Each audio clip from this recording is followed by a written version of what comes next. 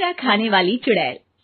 रात को अचानक राधिका मौसी को किचन से कुछ गिरने की आवाज आई। उन्होंने बाहर निकल के देखा तो किचन में उन्हें कोई सफेद साड़ी में दिखा। वो चीख पड़ी, हे भगवान, आलतू जलाल तू आई बला को टाल तू, आलतू जलाल तू आई बला को टाल तू। राधिका मौसी को चीखते सुनकर श्रवण बाहर आता है भागते हुए। अरे माँ, क्या हुआ? क्या देख लिया? दादी माँ आ गई क्या सपने में? अरे बेटा, रसोड़े में देख तो कौन है? श्रवण रसोड़ी में झांक कर देखता है और उसे कोई नहीं दिखता अंदर। अब रसोड़ी में तो कोई नहीं है माँ। कोई सफेद साड़ी में नहीं है क्या? नहीं माँ, कोई भी नहीं है। चिल्लम चिल्ली की आवाज सुनकर काजल भी वहां आ जाती है। अब क्या हो गया माँ जी? अरे बेटा, रसोड़े में एक चुड़ैल थी सफेद साड़ी में। अरे क्या कर रही थी वो अंदर? अरे बताया नहीं, कल आएगी ना तो पूछ लूंगी। चुड़ैल जी, आपका क्या प्लान है? माँ जी, रात बहुत हो गई है, आपने कोई बुरा सपना देखा होगा, चलिए सो जाइए।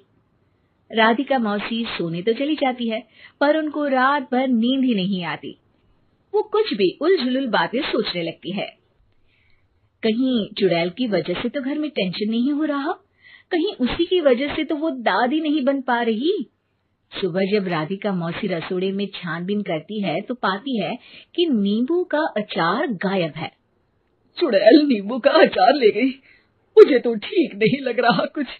चुड़ैल को भी पता है कि जिंदगी का असली मजा तो खट्टे में ही है।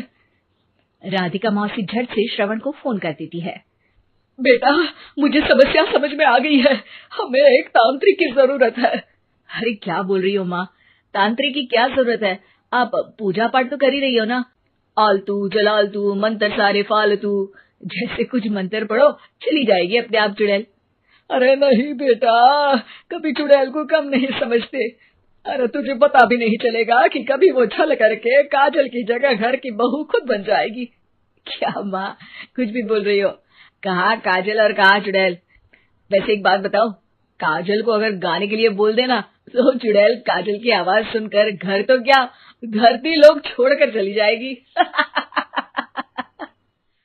तुम ना पढ़े लिखे बच्चे हर चीज को मजाक समझते हो। तुम रहने दो, मैं खुद ही तांत्रिक को बुला लेती हूँ। अच्छा सुन, शाम को इमली लेके आना। क्या है कि चटनी खाए बहुत दिन हो गए है ना। नहीं माँ, इमली तांत्रिक से ही मंगवा लो ना, आटा वगैरह भी उसी से पिसवा लेना। देखो मुझे काम करना है। श्रवण रात को कई तरह की सब्जियों के साथ माँ के कहने पे चटनी के लिए इमली भी ले आया था, लेकिन राधिका मौसी के दिमाग में अलग ही फिल्म चल रही थी। उन्हें अब सिर्फ शक ही नहीं यकीन होने लगा था कि शायद चुड़ैल ने श्रवण पर अपना जाल बिछा दिया था, जिस वजह से श्रवण उनकी बात ही नहीं मान रहा था। पर कोई नहीं, आने वाली रात में राधिका मौसी खुद तैयार हो गई चुड़ैल को पकड़ने के लिए। रुद्राक्ष की माला, तुलसी का पत्ता, हनुमान चालीसा सब हाथ के पास ही था, बस चुड़ैल का इंतजार था। और जैसा राधिका मौसी ने सोचा था वैसा ही हुआ। वो चुड़ैल उस रात भी आई, पर वो राधिका मौसी से तेज निकली और राधिका मौसी के उससे पकड़ने के पहले ही वो भाग खड़ी हुई। जरूर बहू पे साया है उस चुड़ैल का, तभी तो श्रवण के कमरे में गई है। और अगली सुबह राधिका मौसी पिछली रात हुए हमले में किन चीजों का नुकसान हुआ उसका हिसाब लगा रही थी। उनके खेमे से एक आम के अचार की शीशी भी गायब हो चुकी थी और वो इमली भी जो कल श्रवण लेकर आया था। राधिका मौसी इस बारे में सोच ही रही थी कि श्रवण जल्दी से रसोड़े में आकर दवाइयों की पोटली ढूंढने लगता है। अरे बेटा, क्या हो गया? अब माँ, वो काजल की तबीयत खराब है, बहुत घबराहट हो रही है उसे। हे भगवान, मैंने पहले ही कहा था कि तांत्रिक को बुला लेते हैं, पर नहीं। अब देखो, उस चुड़ैल ने काजल को अपने वश में करना शुरू भी कर दिया है। हालांकि श्रवण भूतों में विश्वास नहीं करता था, पर अब वो भी डर जाता है और राजी हो जाता है एक तांत्रिक को बुलाने के लिए। कुछ ही घंटों में तांत्रिक आ जाते हैं और राधिका मौसी तांत्रिक जी को सब बता देती है।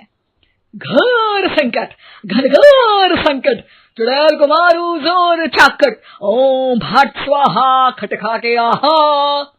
अरे ये क्या मंत्र है? मेरे खुद के ओरिजिनल मंत्र है, कल रात को ही लिखे हैं। अच्छे लगे तो दाद चाहूंगा। एक और मंत्र सुनो, अर्ज किया है, आब्राकडाब्रा, दिल्ली, बम्बई, आगरा, चंदा मामा सोबरले, सुरन मामू जारा। ये मंत्र है? अरे कोई 40 वालीसा पढ़ो ना। वक्त कम है, 40 नहीं पड़ेंगे, 20-25 में काम चलाना पड़ेगा। अलग निरंजन, जाके लंदन, मुफ्त का मंजान, घिस मेरे लंदन। अरे जल्दी करो तांत्रिक जी, जल्दी करो। तांत्रिक अपने उल झलूल मंत्र पढ़ने लगता है। श्रवण को तांत्रिक पे शक होता है। वो अपने एक डॉक्टर दोस्त को कॉल कर देता है ताकि कोई अनहोनी हो तो इमरजेंसी में चीजें मैनेज हो जाए।